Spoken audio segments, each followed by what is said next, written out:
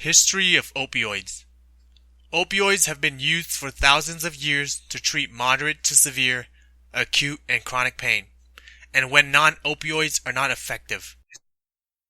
Historically, opioid therapy was mainly for patients with cancer or end-of-life pain.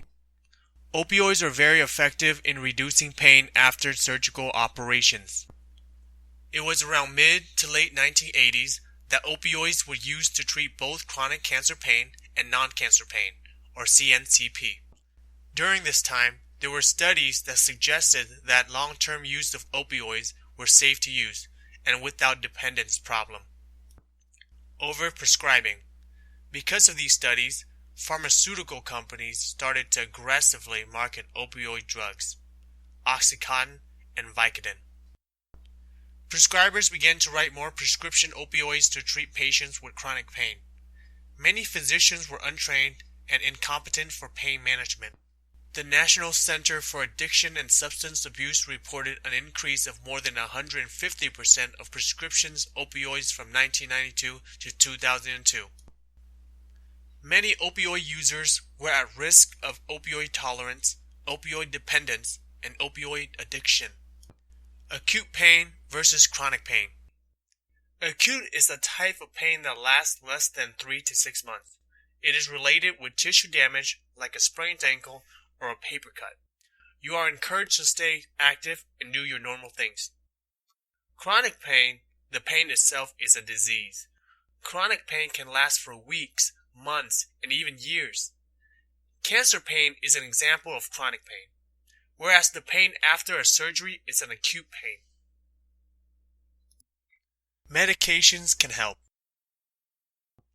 Many health experts have agreed that opioids are an effective treatment for pain from cancer, AIDS, other diseases, palliative care, and hospice care.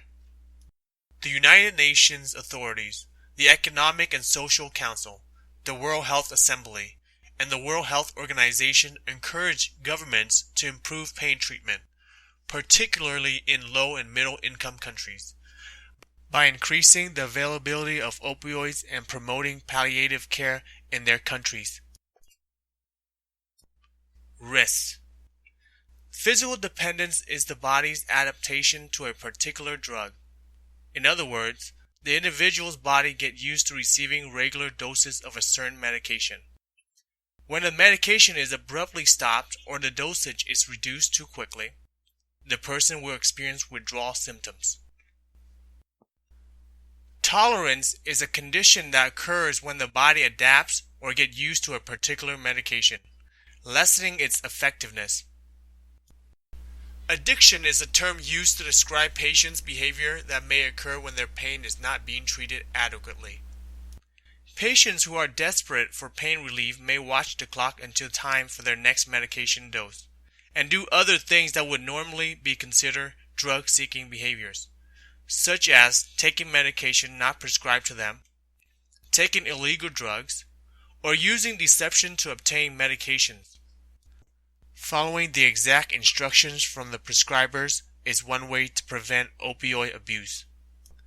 Addiction behaviors. Although most chronic pain patients who take opioids on a long-term basis will become physically dependent on them, very few will ever become addicted to them. The rare few who do develop a problem are often highly susceptible to addiction due to a genetic predisposition. A chronic pain patient become addicted to opioid medication is definitely the exception rather than the rule. Some behaviors that may be suggestive of possible addiction include ingesting drugs in ways other than directed, such as crushing, snorting, or injecting, taking medication more frequently and at higher dosage than prescribed, frequent reports of lost or stolen prescriptions. Doctor shopping is a practice when the patients visit many doctors for pain and get pain prescriptions. Using multiple pharmacies. Drug diversion. Obtaining street drugs like heroin.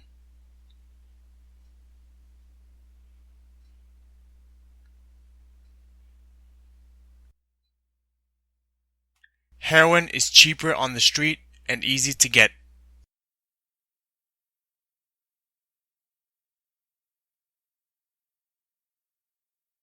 Common names for opioids are hydrocodone, oxycodone, codeine, fentanyl, and morphine. Treatments. There are many ways to treat opioid addiction. Abstinence-oriented intervention is one way. Unfortunately, abstinence-oriented programs are not effective.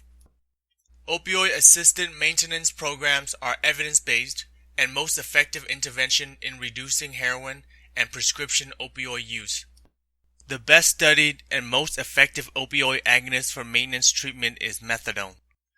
Other effective substances are facilities that are appropriate to treat pain are doctor's clinic, hospitals, and pain clinics. Opioid Treatment Agreement, or OTA.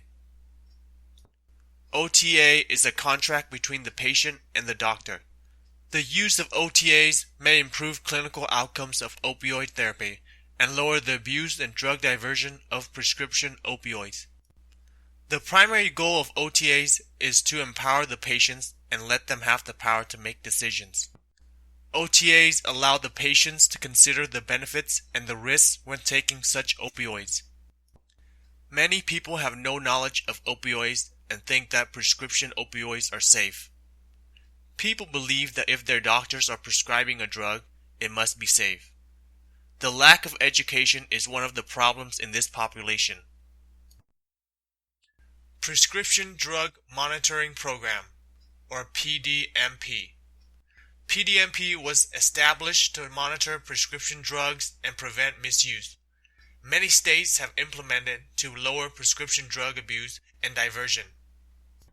Washington is one of the 49 states with a PDMP since 2010.